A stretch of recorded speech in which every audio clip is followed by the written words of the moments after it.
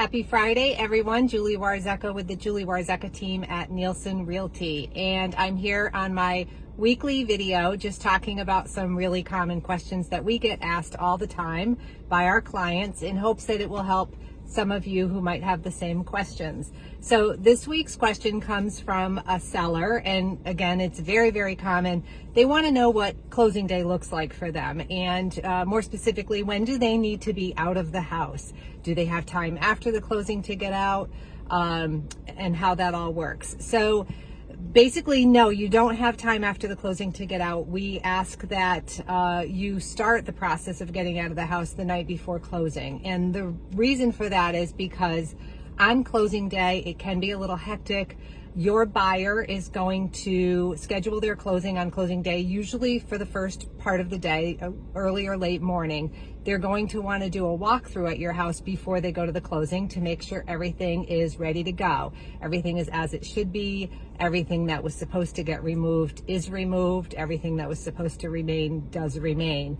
In order for them to do that walkthrough, the house needs to be emptied out. So we usually recommend our sellers start that process the day before. Have your movers come the day or night before your closing, or if you're moving yourself, get your truck and have it loaded up. Have your friends come the day before, get them some dinner and get it loaded up. You'll probably want to keep a couple of things in the house, maybe a couple of mattresses to sleep on, a coffee maker, just some things to get you through the morning. You'll get up on closing day in the morning and put those last items in your truck. From there, you will possibly need to go do a walkthrough at your new purchase if you're making a new purchase, or you might be leaving the state. But in the morning, you're going to want to leave the house so that the buyers can come and do their final walkthrough. And then from there, your buyers will go to the closing.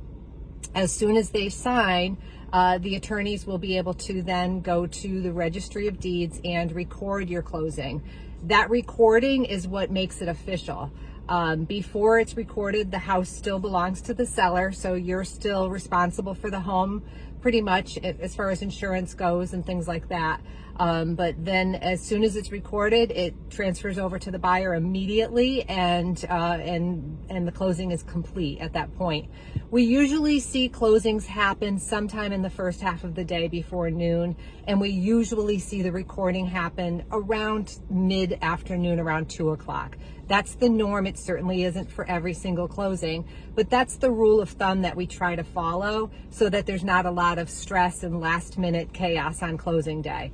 So again, I hope this was helpful for you, and keep your questions coming in. We love answering them. I hope everybody has a really great weekend. Bye.